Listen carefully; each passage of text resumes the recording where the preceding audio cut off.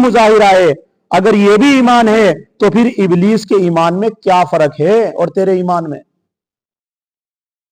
اللہ کو تو ابلیس شیطان بھی مانتا ہے، مانتا نہیں، لیکن اللہ کی مانتا نہیں ہے۔ ایک سجدے سے تو ساری مانتا تھا، بس ایک سجدے سے ہٹا تھا وہ، تو تیرے میں اور شیطان میں کیا فرق رہ گیا؟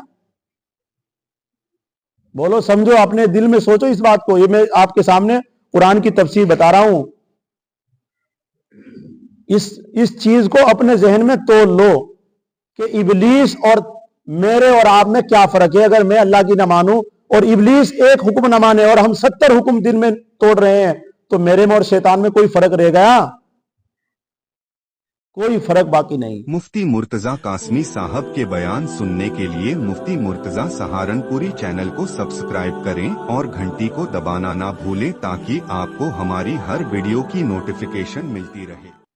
اعوذ باللہ من الشیطان الرجیم، بسم اللہ الرحمن الرحیم، لیجزی الذین آمنوا وعملوا الصالحات من فضلہ انہ لا يحب الکافرین، ومن آیاته ان يرسل الرياح مبشرات وليذيقكم من رحمته ولتجري الفلك بأمره ولتبتغوا من فضله ولعلكم تشكرون، وَلَقَدْ أَرْسَلْنَا مِن قَبْلِكَ رُسُلًا إِلَىٰ قَوْمِهِمْ فَجَاءُوهُم بِالْبَيِّنَاتِ فَانْتَقَمْنَا مِنَ الَّذِينَ أَجْرَمُوا وَكَانَ حَقًّا عَلَيْنَا نَصْرُ الْمُؤْمِنِينَ۔ صدق اللہ ومولانا العلی العظیم، وصدق رسوله النبی الکریم، ونحن على ذلك لمن الشاہدین والشاکرین، والحمد للہ رب العالمین۔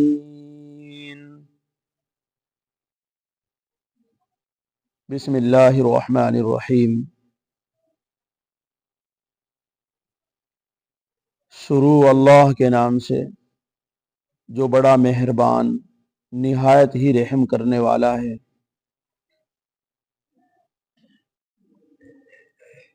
تاکہ بدلہ دے ان لوگوں کو جو ایمان لائے اور نیک عمل کیے اپنے فضل سے۔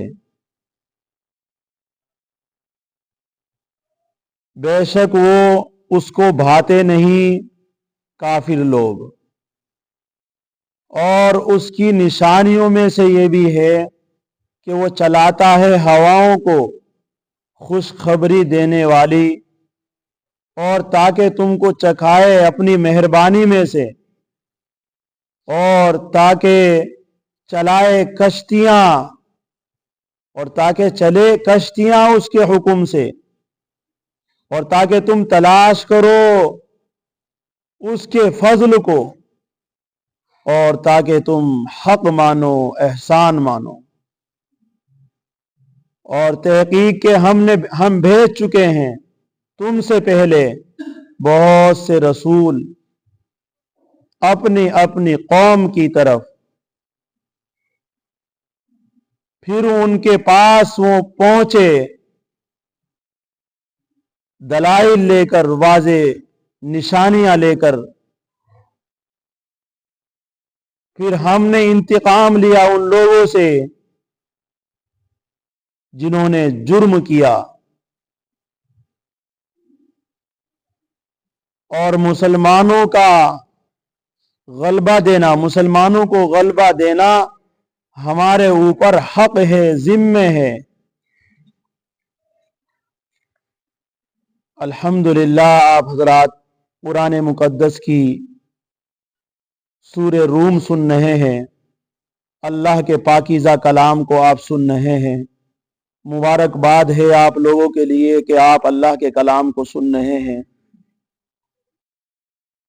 اس کلام کو سن رہے ہیں جو اپنی सदाकत में, अपनी दियानत में, अपनी अमानत में और सच्चाई में बिल्कुल वराउल वरा है, सबसे ऊपर है। क्योंकि ये इंसान का कलाम नहीं, ये अल्लाह का कलाम है। अल्लाह की लारेब किताब जिसके जरिए बहुत सारे बेईमानों को ईमान नसीब हुआ, जिसके वास्ते से बहुत सारे गुनाहगारों को तौबा की तौफीक मिली, वही कुरान आप अपने कानों से सुन रहे हैं। इससे पहले सबक में और दर्स में आपने ये बात सुनी थी कि खुश्की में, दरियाओं में आज फसाद है, आज ताउन है, बीमारियां हैं, परेशानियां हैं।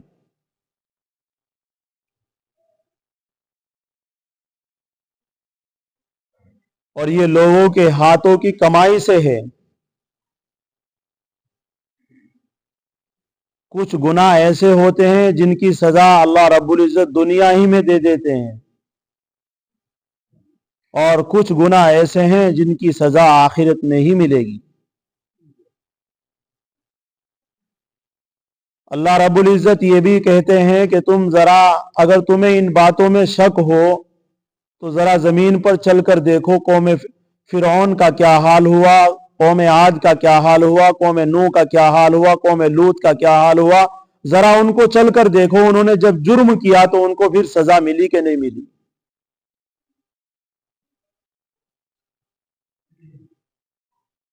और उनमें जो सजा मिली है, अक्सर लोग शिर्क करने वाले थे।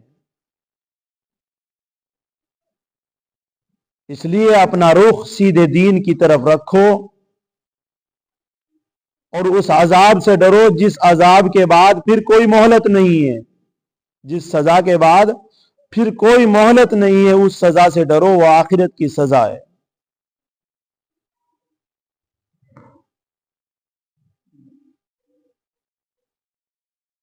और ये भी फरमाया, जो आदमी आज नाशुक्री करेगा, कुफ्र करेगा, वो उसके ऊपर वबा उसकी पड़ेगी, उसे भुगतना पड़ेगा उसको, कि इतने बड़े रब की, इतने बड़े परवरदिगार का की नेमतों की नाशुक्री करने वाले पर सजा तो जरूर मिलेगी। लेकिन जो लोग नेक अमल कर रहे हैं वो अपनी आरामगाह को दुरुस्त कर रहे हैं। जो आदमी नेक अमल करता है, दुनिया की आरामगाह भी उसकी सही हो जाती है, और मरने के बाद कब्र, हशर सब उसकी दुरुस्त होती चली जाती है, जो नेक अमल करता है।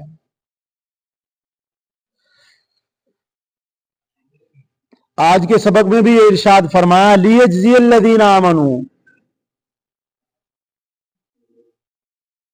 ये इस वजह से है ताकि अल्लाह रब्बुल इज्जत ईमान वालों को बदला दे और नेक अमल करने वालों को अपने फजल से। मालूम यह होता है कि यहां ईमान के मुतालिक एक हमें गलत फहमी भी दूर कर ली जाए। इस आयत के जरिए ईमान के मुतालिक हमारे अंदर एक गलत फहमी है, उसको दूर कर लिया जाए। ईमान की हकीकत उन पर भी वाज़ेह हो जाए जो ईमान को सिर्फ इकरार और तस्दीक तक महदूद रखते हैं। यानी कलमा पढ़ लिया, ला इलाहा इल्लल्लाह मुहम्मदुर रसूलुल्लाह सल्लल्लाहु अलैहि वसल्लम, और इसी के ऊपर वो बस इतराते फिर रहे हैं। उन्हें जरा कान खोल कर सुन लेनी चाहिए आज की ये तफसीर। जो लोग अमल करने से बिल्कुल कोरे हैं और अपनी जबानी जमा खर्च को लिए फिरते हैं कि ला इलाहा इल्लल्लाह, ला इलाहा इल्लल्लाह।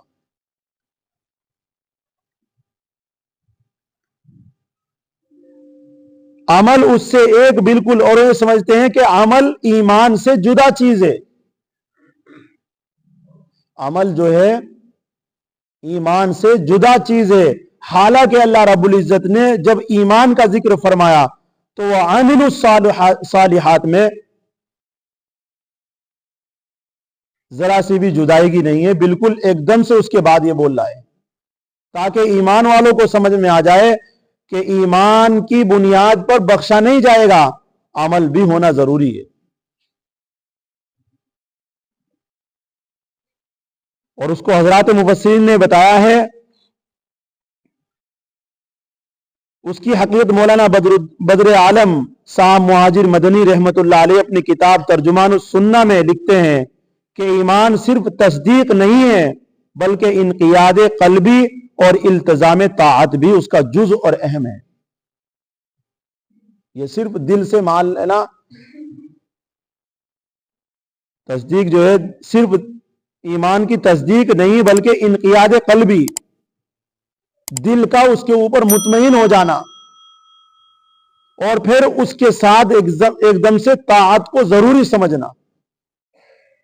ایمان کے ساتھ طاعت، فرما برداری بالکل ایسے ہے جیسے جسم کے لیے کپڑے ضروری ہے، ایمان کے لیے فرما برداری ضروری چیز ہے۔ اگر ایک شخص صرف تصدیق رکھتا ہے، مگر عہد وفاداری نہیں کرتا، وہ مومن نہیں کہلا سکتا۔ ایک آدمی صرف زبان سے کہتا ہے اللہ کے سوا کوئی معبود نہیں ہے، محمد صلی اللہ علیہ وسلم اللہ کے رسول ہے، زبان سے تصدیق کر رہا ہے، لیکن نہ عہد ہے نہ وفاداری ہے کہ اللہ کی عبادت کیا کیا چیزیں ہیں خود کو معلوم نہیں۔ نماز کے لیے کہہ جائے تو فرق ہو جا رہا ہے، روزوں کے لیے کہا جائے تو کوئی فرما برداری نہیں ہے۔ تو یہ یوں لکھا کہ وہ مومن نہیں کہلا سکتا۔ اسی طرح اگر فرما برداری کے لیے تو آمادہ ہے مگر قلب و زبان سے تصدیق کے لیے آمادہ نہیں ہے۔ ایک آدمی نماز پڑھتا ہے، سب کچھ کرتا ہے، لیکن غیر اللہ کو بھی مانتا ہے، یہ بھی مومن کہلا نہیں سکتا ہے۔ اسی طریقے سے ایمان صرف اس صورت کا نام ہے کہ قلب و زبان تصدیق سے مزین ہو اور شریعت پر عمل پیرا ہونے کا عزم بھی مصمم ہو۔ ایمان کس چیز کا نام ہے؟ کہ تصدیق قلب کہتے ہیں دل زبان اس کی تصدیق سے مزین ہو، زبان بھی کہہ رہی ہو لا الہ الا اللہ، دل بھی کہہ رہا ہو نہیں اللہ کے سوا کوئی معبود نہیں، دونوں چیزیں ایک ہو،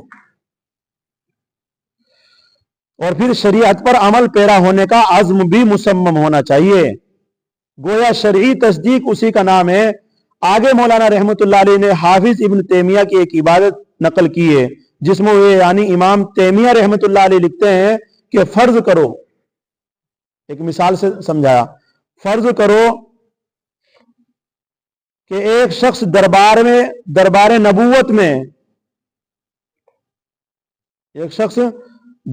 نبوت میں حاضر ہوتا ہے اور تصدیق کے ساتھ یہ بھی کہتا ہے کہ میں نہ آپ کے احکام بجا لاؤں گا اور نہ ہی جس چیز سے آپ منع کرے میں رکوں گا نہیں، باز نہیں رہوں گا، نہ فرائض خمسہ یعنی 5 وقت کی نماز ادا کروں گا، ہاں شراب پیوں گا، چوری کروں گا، زنا کروں گا، نکاح جو ہے میں حرم میں کروں گا، غرض جو نہ کرنی ہے وہ سب کروں گا۔ کیا ایک لمحے کے لیے بھی کوئی شخص اسے تصور کر سکتا ہے کہ یہ مومن ہے؟ جو آدمی یہ کہہ رہا ہو اللہ کے رسول صلی اللہ علیہ وسلم کے دربار میں جا کر، فرض کر لو تم میں سے کوئی بھی جا کر اٹھ کر کے آپ صلی اللہ علیہ وسلم کے دربار میں پہنچ گیا، وہ کہہ رہا ہے کہ جی میں آپ کو اللہ کا رسول مانتا ہوں، اللہ کے سوا کوئی معبود نہیں، لیکن میں آپ کی ایک بھی بات نہیں مانوں گا، اللہ کی ایک بھی بات نہیں مانوں گا، میں اللہ کو تو مانوں گا، آپ کو بھی ماننا ہوں، لیکن آپ کی کوئی بات نہیں مانوں گا، اللہ کی کوئی بات نہیں مانوں گا، اور شراب بھی پیوں گا، 5 وقت کی نماز نہیں پڑھوں گا، اور زنا بھی کروں گا، چوری بھی کروں گا، اور محارم میں جہاں یعنی جو نہیں کرنی وہ کروں گا، تو کیا آپ صلی اللہ علیہ وسلم اسے یہ کہہ سکتے ہیں یہ پکا مومن ہے؟ کہہ سکتے ہیں؟ آپ کو گمان ہے ایسا؟ نہیں ہو سکتا ہے ایسا۔ آپ صلی اللہ علیہ وسلم نے تو حضرت عمر سے پوچھا، حضرت عمر رضی اللہ عنہ جو وسلم اگر نبوت ملتی آپ صلی اللہ علیہ وسلم کے بعد نبوت حضرت عمر کو ملتی، پوچھا کہ عمر تمہیں کس چیز سے محبت ہے؟ انہوں نے فرمایا یا رسول اللہ میں آپ سے بہت محبت کرتا ہوں، اللہ سے بہت محبت کرتا ہوں۔ نبی کریم صلی اللہ علیہ وسلم نے فرمایا کہ کن کن چیزوں سے زیادہ ہے؟ کہ میں اپنی اولاد سے، اپنے ماں باپ سے، اپنے گھر بار سے، اپنی تجارت سے، اپنی زراعت سے زیادہ آپ سے محبت کرتا ہوں۔ نبی کریم صلی اللہ علیہ وسلم نے فرمایا اپنی جان سے بھی زیادہ کرتے ہو؟ کیا رسول اللہ اتنی تو نہیں ہے، کہ پھر تم مومن نہیں ہو۔ تو اس سے معلوم یہ ہوا کہ جب اپنی جان یعنی جان بھی اگر آپ وسلم کے لوٹا دو، قتل ہو جاؤ، تو جب تک یہ چیز ہمارے دل میں نہیں آئے گی ہاں قتل ہو جانا ہے، تو تب تک ہم مومن نہیں ہو سکتے ہیں۔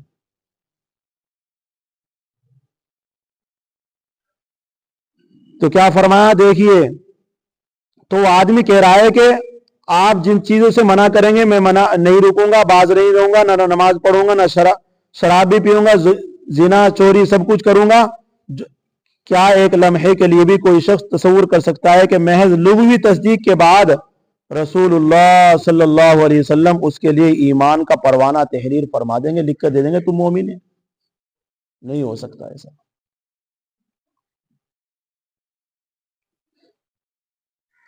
ایسے ہی فرمایا کیا ہے؟ فرمایا کہ محض لغوی تصدیق کے بعد رسول خدا صلی اللہ علیہ وسلم اس کے لیے ایمان کا پروانہ تحریم فرماویں گے، اس کی شفاعت کا وعدہ فرما لیں گے، جہنم سے نجات ابدی کی بشارت سنا دیں گے، یا یہی جواب دیں گے کہ تو صرف کافر نہیں بلکہ بدترین کافر ہے؟ کیا کہیں گے ہمارے نبی؟ تو کافر ہی نہیں، تو بدترین کافر ہے۔ اور ہم جو ہے نہ نماز کی پرواہ، نہ کوئی فرما برداری نہیں، اور اپنے آپ کو میں مسلمان ہوں۔ اور یہاں کیا فرما رہے ہیں؟ یوں کہہ رہے ہیں کہ آپ وسلم یوں کہیں گے کہ تو کافر ہی نہیں بلکہ پکا کافر ہے، تو پڑھے مجھے مانتا ہے، اللہ کو بھی مانتا ہے، لیکن میری نہیں مانتا اور اللہ کی نہیں مانتا، تو کافر ہی نہیں بلکہ پکا کافر ہے، بدترین کافر، کافروں میں بھی سب سے اوپر درجے کا کافر۔ تیرا یہ ایمان نہیں بلکہ یہ ایک مذاق ہے۔ کیا ہے؟ یہ ایمان نہیں ہے تیرا کہ مجھے ماننا ہے اور اللہ کو ماننا ہے، یہ تیرا ایک مذاق ہے، استہزاء ہے تیرا، بلکہ تکذیب کا بھی بدترین مظاہرہ ہے۔ اگر یہ بھی ایمان ہے تو پھر ابلیس کے ایمان میں کیا فرق ہے اور تیرے ایمان میں؟ اللہ کو تو ابلیس شیطان بھی مانتا ہے، مانتا نہیں، لیکن اللہ کی مانتا نہیں۔ ایک سجدے سے تو ساری مانتا تھا، بس ایک سجدے سے ہٹا تھا وہ۔ تو تیرے میں اور شیطان میں کیا فرق رہ گیا؟ بولو، سمجھو، اپنے دل میں سوچو اس بات کو۔ یہ میں آپ کے سامنے قرآن کی تفسیر بتا رہا ہوں، اس چیز کو اپنے ذہن میں تول لو کہ ابلیس اور میرے اور آپ میں کیا فرق ہے۔ اگر میں اللہ کی نہ مانوں اور ابلیس ایک حکم نہ مانے اور ہم 70 حکم دن میں توڑ رہے ہیں، تو میرے میں اور شیطان میں کوئی فرق رہ گیا؟ کوئی فرق باقی نہیں۔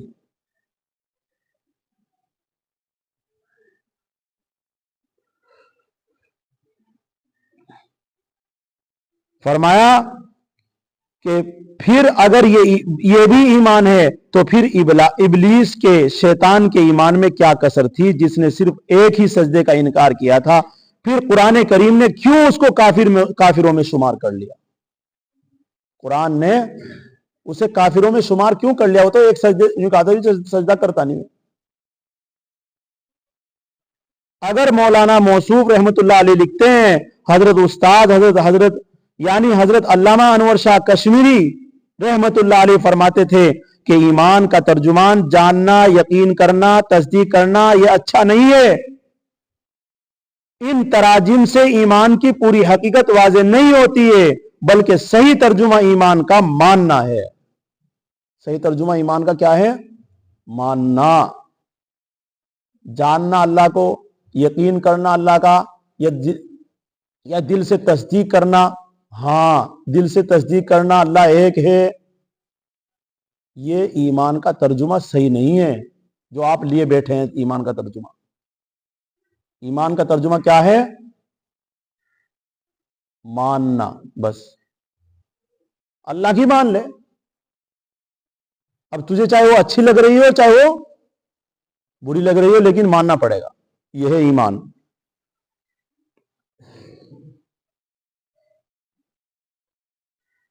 جس سے التزام طاعت کا مفہوم بھی ادا ہو جاتا ہے. اردو داں ان حضرات کو حضرت استاد رحمت اللہ علیہ کا ایک یہ ترجمہ ہماری اس ساری تفصیل سے بے نیاز کر سکتا ہے. یہ ہے ایمان کا وجود ذہنی، یہی ایمان کا جز اشرف ہے، یعنی ماننا. نجات ابدی اسی پر دائر ہے. اگر آپ ہمیشہ کی نجات چاہتے ہو تو ماننا پڑے گا. ماننے کے اندر کیا ہوگا؟ عمل. جب اللہ کہے روزہ رکھنا، جی ہاں رکھوں گا. نماز پڑھنا، جی ہاں پڑھ رہا ہوں. زنا سے بچنا، جی بچ رہا ہوں، کوشش کر رہا ہوں پوری. یہ ماننا ہے. نہ نہیں ہونی چاہیے. اپنے آپ کو مسلمان بھی بنے پھرتے ہیں. آج تو 95% لوگ ایسے ہی ہیں، اور اپنے آپ کو مسلمان چوک میں کھڑے ہو کر کے میرا نام لکھو جی مسلمان ہوں. یوں نہیں پتا پکا کہ اللہ کی شریعت میں یہ کافر نہیں بلکہ بدترین کافر ایمان کا مذاق اڑاتا پھرتا ہے. نماز چھوڑ کے گل چھڈے اڑاتا پھرتا ہے، بیٹھا ہوا ہے دکانوں پر، اپنے کام میں لگا ہوا ہے، نماز چھوڑ رکھی. یہ پول تو مرنے کے بعد کھلے گی، یہاں نہیں کھلنے کی پول. یہ پول مرنے کے بعد کھلے گی کہ تو کیا تھا. یہاں تو تم سب اور ہم سب اس میں دائر ہیں. تو نجات ابدی اسی پر دائر ہے. آخرت کی ساری خوشیاں اسی کے ثمرات اور برکات ہیں کہ ماننے کے اندر. آخرت کی ساری خوشیاں، دنیا کی خوشیاں نہیں ہے. آج دنیا کی خوشی ڈھونڈتے پھرتے ہیں، نماز پڑھ کے 5 وقت کی جو دنیا کی خوشی ملے گی. آخرت کی خوشی ہے ان کے اس نمازوں کے اوپر. اللہ تعالیٰ اپنے کرم سے ہم کو ایسا ہی ایمان نصیب فرمائے. آمین کہہ دو سبھی. آمین. آگے اسی توحید کے اس بات میں اللہ تعالیٰ کی مزید، اب سنو ترجمہ قرآن کا. لیجزی الذین آمنوا، تاکہ بدلہ دے ان لوگوں کو جو ایمان لائے، وعملوا الصالحات اور نیک عمل کیے، من فضلہ اپنے فضل سے، انہ لا یحب الکافرین اللہ پسند نہیں کرتے کافروں کو. اللہ تعالیٰ کو بھاتے نہیں کافر لوگ. ومن آیاتہ، اسی توحید اور ایمان کو سمجھنے کے لیے اللہ رب العزت نے اپنی نشانیاں بتائی. ومن آیاتہ، اور اس کی نشانیوں میں سے ان یرسل الریاح، ہواؤں کا چلنا ہے. ہواؤں کا چلنا یہ اللہ کے ایک ہونے کی علامت ہے. پوری ہوتی. اگر ہوا نہ چلے تو آپ کی نالیوں میں، آپ کے گھر میں اتنی بدبو ہو جائے، آپ کا رہنا دوبر ہو جائے گا اگر ہوا نہ چلے. اوپر اڑی ہوئی ریت، اگر بارش نہ آئے، ہوا تو چل گئی، ریت اوپر ہوا میں اڑی ہوئی ہے، اگر بارش نہ آئے وہ آپ کے اندر گھس جائے گی. اگر بارش نہ آئے، بارش کے ذریعے اللہ رب العزت موسم کو اور مطلع کو صاف کر دیتے. یہ خوشخبری ہے. یہ کون کرتا ہے؟ اللہ کرتا ہے. وَلِيُذِيقَهُم مِّن رَّحْمَتِهِ، اور تاکہ تمہیں چکھائے اپنی مہربانی میں سے. جب ہوا چلتی ہے تو اللہ کی مہربانیاں، اللہ کی رحمتیں بارش کی شکل میں اور بدبودار چیزوں کے ختم ہو جانے کی شکل میں آپ اس کا مزہ لوٹتے ہیں نہیں؟ جب ہوا چلتی ہے کتنا مزہ آتا ہے. گرمی پڑی ہوئی ہے شدت کی بہت خطرناک، اور اللہ رب العزت اس کی پھر ٹھنڈی ٹھنڈی ہوا چلائے، کتنا مزہ آتا ہے. تو اس کو کہہ رہے ہیں تاکہ تم کو چکھائے اپنی مہربانی کو. وَلِتَجْرِيَ الْفُلْكُ بِأَمْرِهِ، آگے فرما رہے ہیں کہ تاکہ کشتیاں چلے اس کے حکم سے. یعنی ہوا اگر چلے گی تو کشتیاں بھی چلے گی. پہلے اب تو اسٹیم پاور کی چل رہی ہے کشتیاں، پہلے اسٹیم پاور کی نہیں تھی، وہ ہواؤں سے ہی چلتی تھی. हवा अगर रुक की चलती थी तो आदमी पहुंच सकता था अपने मकाम पर, और अगर हवा बेरुखी चल जाया करती थी तो कश्ती वहीं रुकी खड़ी रहे, चाहे 3-3 दिन हो जाए। आज तो स्टीम पावर की बन रही है, लेकिन स्टीम के अंदर भी हवा शामिल है। अगर उसके अंदर हवा ना हो तो कश्ती चल नहीं सकती और ना स्टीम बन सकती। स्टीम के अंदर भी हवा शामिल रहती है। अगर हवा ना मिले ना स्टीम को तो बिल्कुल चल नहीं सकता इंजन। वलितजरियल फुल्कु बिअमरी, और ताकि चले कश्तियां बिअमरी ही, उसके हुक्म से। वलितबतगू मिन फज़ली, जब कश्तियां चलती थी तो लोग अपनी तिजारत का सामान उसमें रख करके दूसरे गांव और दूसरे देश में चले जाया करते थे, समंदर पार करके, और फिर वहां महंगे दामों में बेच करके अपने सामान पर नफा लेकर घर आते थे। उसको फरमाया वलितबतगू मिन फज़ली, जब कश्तियां चलती थी उसके हुक्म से, ताकि तुम तलाश करो उसके फजल को, रिज्क को। तो पहले जो तिजारत हुआ करती थी वो कश्तियों के जरिए ही हुआ करती थी। कश्तियों में सामान जाता था दूसरे मुल्क में, और वहां से नफा आता था, और वहां से सामान लाते थे, फिर इधर आकर बेचते थे उसको। उधर का इधर, उधर का इधर, ये सब पानी के जहाजों में ही चलता था, जो कश्तियां जिनको कहते। तो ये किससे चलती थी? हवा से चलती थी। वलअल्लकुम तशकुरून, और ये इस वजह से ताकि तुम अल्लाह का हक मानो, अल्लाह का एहसान मानो। लेकिन आजकल कहां हमारे जबान पर अल्लाह का शुक्र है। इसलिए हवाओं का चलना ये हमारी जिस्मानी बका है। अगर हवा ना चले तो हम भी जिंदा नहीं रह सकते हैं। हमारी जिस्म की बका इस दुनिया में वो हवाओं के जरिए है, ये समझ लीजिए। उसी को फरमाया। और हमारी रूह की बका ईमान से है।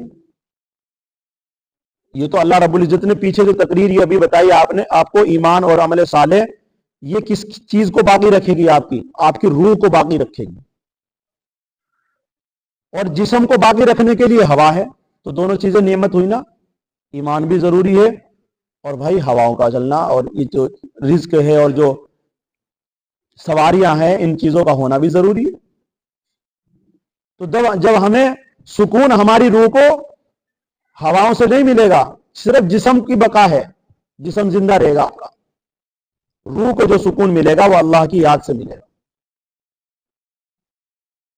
इसी वजह से हदीस के अंदर क्या आया? जो आदमी अल्लाह का जिक्र नहीं करता वो मुर्दा है, यानी उसकी रूह मर चुकी है। वो तो जिस्म के एतबार से जिंदा है वो, लेकिन रूह उसके अंदर की मर चुकी है। और जो आदमी अल्लाह का जिक्र करता है वो जिंदा है, अगर से वो जिस्म के एतबार से कमजोर है, लेकिन रूह के एतबार से वो जिंदा है। उसे इतना सुकून है, इतना सुकून है कि इतना सुकून मोटे ताजे आदमी को भी नहीं मिलता है, जो एक लुकड़े आदमी को मिल जाता है।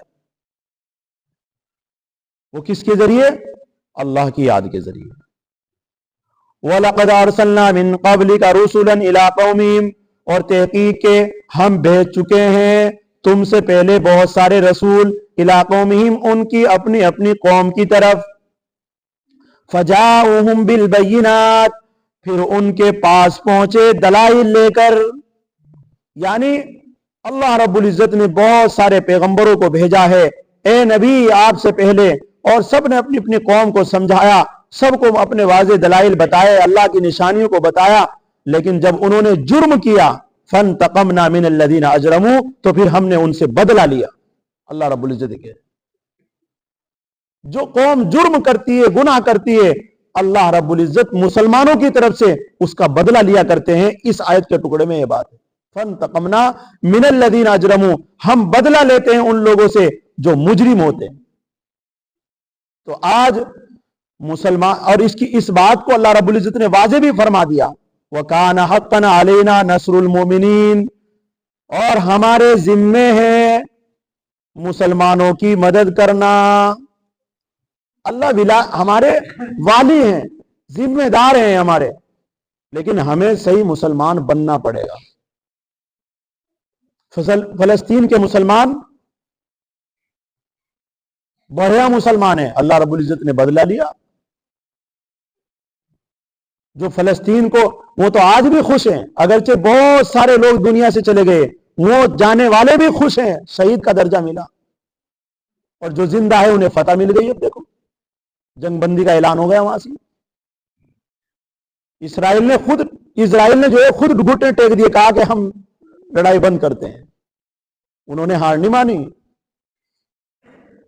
تو اللہ رب العزت وَكَانَ حَقًّا عَلَيْنَا نَصْرُ الْمُؤْمِنِينَ، یہ کون سے مومن کے لیے مدد ہے اللہ رب العزت کی؟